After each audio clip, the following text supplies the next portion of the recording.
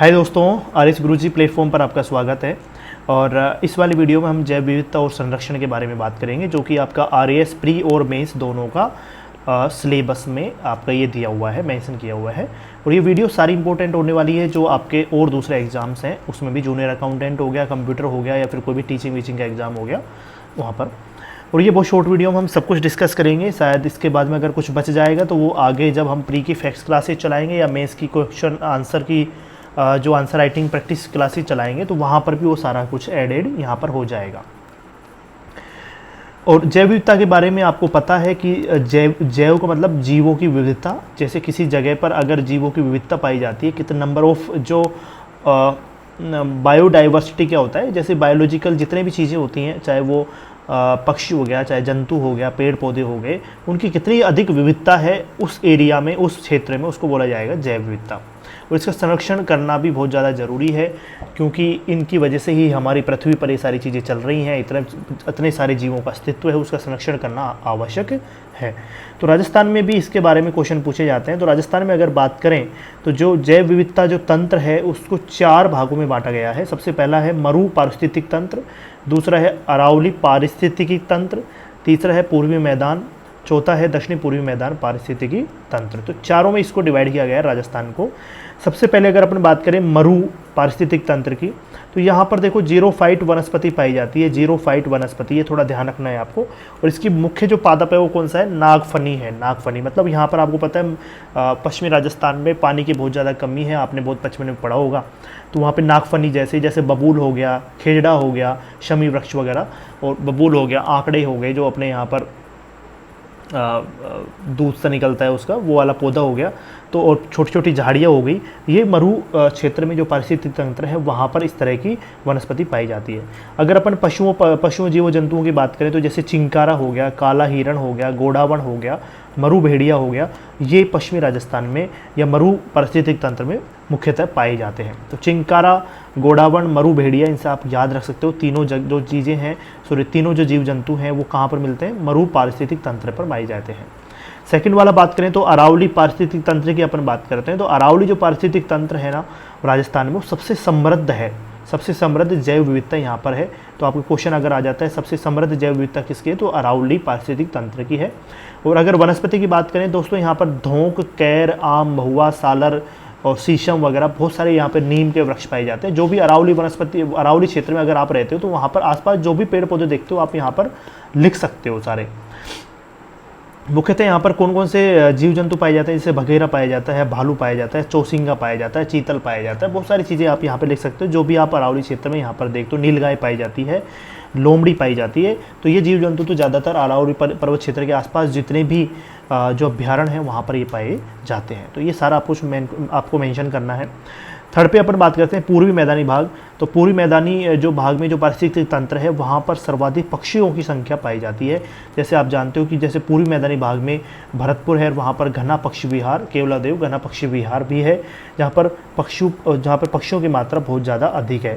तो सर्वाधिक पक्षियों की संख्या या पक्षियों में जो जैव विविधता है सर्वाधिक, वो कहाँ पर है? पूर्वी मैदानी भाग में है। ठीक है। फोर्थ है दक्षिणी पूर्वी पारिस्थितिक तंत्र जो राजस्थान का है, वहाँ पर जलीय जैव विविधता सबसे अधिक है। सबसे अधिक जलीय जैव विविधता है। जैसे मगरमच्छ, घड़ियाल, कछुए, डॉल्फिन, ये हमारे जो चंबल नदी है या उसकी सहायक नदियाँ हैं वहाँ पर ये मुख्यतः पाई जाती हैं। तो चंबल नदी को आपको ध्यान रखना है। और वो क्या है, कहाँ पर है? दक्षिणी पूर्वी पारिस्थितिक तंत्र में मुख्यतः बहती है। तो वहाँ पर जलीय जैव विविधता सर्वाधिक पाई जाती है।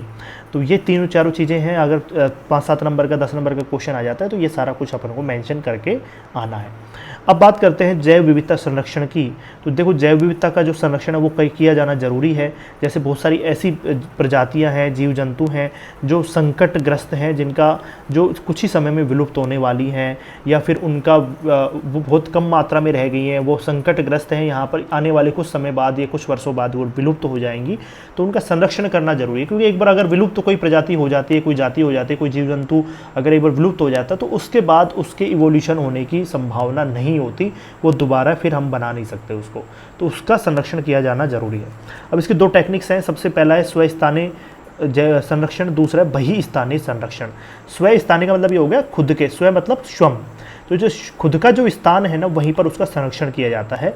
बहिस्थानी का मतलब बाहर के कोई किसी स्थान में, जैसे मान लो आपका कोई गांव है, उसकी बजाय आपको किसी दूसरी जगह ले जाकर नौकरी दे दी जाए। एक आपका स्वस्थानीय नौकरी लग रही है, इसका मतलब आपके घर में ही आपके नौकरी गांव के गांव में ही लग गई है। तो सेम बहिस्थानीय मतलब अगर बहुत ज़्यादा संकट वाली स्थिति है तो उसको फिर दूसरी जगह ले जाया जाएगा, जहाँ पर उसको एक ऐसे एनवायरनमेंट में, कृत्रिम माहौल में रखा जाएगा ताकि उसकी संरक्षण ज़्यादा से ज़्यादा हो सके। स्वस्थानीय का मतलब उसकी जो प्राकृतिक आवास है, जहाँ पर वो पाया जाता है, वहीं पर उसका संरक्षण किया जाता है। जैसे जैवमंडल रिजर्व हो गया, बायोडाइवर्सिटी हॉटस्पॉट हो गए, राष्ट्रीय उद्यान हो गए, या अभ्यारण्य हो गए, या संरक्षण रिजर्व हो गए, या रामसर साइट्स हो गए, ये क्या किसके उदाहरण हैं? स्वस्थानीय संरक्षण के उदाहरण हैं। मतलब इन जगह पर जो इनका प्राकृतिक आवास है वहाँ पर ही वही कंडीशन उपलब्ध कराई जाती हैं ताकि उनका संरक्षण हो जाए। अगला है बहिस्थानीय संरक्षण। तो यहाँ पर जो बहुत ज़्यादा क्रिटिकल स्थिति में है, जहाँ पर वो अगले कुछ ही समय में विलुप्त हो जाएंगे, तो फिर उनको दूसरी जगह ले जाकर कृत्रिम आर्टिफिशियल एनवायरनमेंट क्रिएट किया जाता है ताकि वो स्थितियाँ वो ज़्यादा से ज़्यादा उनको बचाया जा सके। तो जैसे बोटेनिकल उद्यान हो गया, बीज बैंक हो गया, टिश्यू कल्चर बैंक हो गया, या चिड़ियाघर हो गया, या एक्वेरियम हो गया। तो ये जो तीनों चारों पाँचों चीज़ें हैं वो किसके उदाहरण हैं? बहिस्थानिक संरक्षण के उदाहरण हैं। इनके माध्यम से बहिस्थानिक संरक्षण किया जाता है। अब बात करते हैं राजस्थान में जैव विविधता संरक्षण के क्या प्रयास किए गए हैं। तो सबसे पहला जो है यहाँ पर आपको इम्पोर्टेंट याद रखना है कि जैव विविधता अधिनियम पारित किया गया है राजस्थान के द्वारा, और वो कब किया गया है? 2 मार्च 2010 को। 2 मार्च 2010 को जैव विविधता अधिनियम पारित किया गया है। बहुत इंपॉर्टेंट है, क्वेश्चन आया हुआ है RAS प्री में। नेक्स्ट है राजस्थान राज्य जैव विविधता बोर्ड की स्थापना की गई है राजस्थान में, जो कब की गई है? 14 सितंबर 2010 को की गई है। तो ये 2010 का ही ईयर है, बाकी डेट अलग अलग है। 2 मार्च को अधिनियम पारित हुआ था और 14 सितंबर को राज्य जैव विविधता बोर्ड का गठन किया गया है। यहाँ पर 5 जैव विविधता विरासत स्थल भी हैं राजस्थान में। सबसे पहला है आकलवुड फॉसिल पार्क जैसलमेर में। सेकंड है केवड़ा की नाल और रामकुंडा, ये दोनों कहाँ पर हैं? उदयपुर में है। फोर्थ है नाग पहाड़, ये अजमेर में है। और छापोली मनसा माता, ये झुंझुनू में है। तो ये पांचों जो हैं ये जैव विविधता विरासत स्थल है। नेक्स्ट बात करते हैं प्राकृतिक विज्ञान संग्रहालय। तो राम सिंहपुरा सवाई माधोपुर में प्राकृतिक विज्ञान संग्रहालय बनाया गया है ताकि जैव विविधता को संरक्षण किया जा सके। नेक्स्ट राजस्थान का जैव विविधता पार्क कहाँ पर है? राजस्थान का जैव विविधता पार्क तो गमधर वन क्षेत्र उदयपुर में राजस्थान का जैव विविधता पार्क बनाया गया है, गमधर वन क्षेत्र उदयपुर में। नेक्स्ट जो राजस्थान में जैव विविधता संरक्षण के प्रयास किए गए हैं, राजस्थान वानिकी एवं जैव विविधता परियोजना फेज 2 चलाई जा रही है राजस्थान में जैव विविधता के संरक्षण के लिए। RFBP सेकंड और जीका के नाम से है ये। तो जीका जो जापान इंटरनेशनल कॉरपोरेशन एसोसिएशन शायद ये है, तो उसके द्वारा ये वित्त पोषित है। उसके द्वारा क्या है? वित्त पोषित है। वहाँ पर उसको ऋण दिया जा रहा है, किसके द्वारा? JICK के द्वारा। तो आपको ये ध्यान रखना है। नेक्स्ट हम बात कर लेते हैं कुल लागत इस परियोजना की कितनी है। कुल लागत इसकी है 1152.53 करोड़ रुपए, 1152.53 करोड़ रुपए। एक्चुअल में JICA का जो फुल फॉर्म है वो है Japan international cooperation agency, association नहीं है, एजेंसी है। जापान इंटरनेशनल कॉरपोरेशन एजेंसी द्वारा ये वित्त पोषित है। यहाँ पर इसकी कुल लागत इस परियोजना की है 1152.53 करोड़ रुपए, और यहाँ पर जो 884.80 करोड़ रुपए जीका के द्वारा ऋण दिया गया है, जबकि 267.73 करोड़ रुपए जो है वो राज्य सरकार के द्वारा प्रोवाइड किया गया है। नेक्स्ट हम बात कर लेते हैं अक्टूबर 2011 से ये परियोजना शुरू हुई है और मार्च 2021 तक इसके पूरा होने की उम्मीद जताई गई थी। तो अक्टूबर 2011 से मार्च 2021, तो आप क्या देख सकते हो कि यहाँ पर लगभग 10 साल तक ये परियोजना चलाई गई है।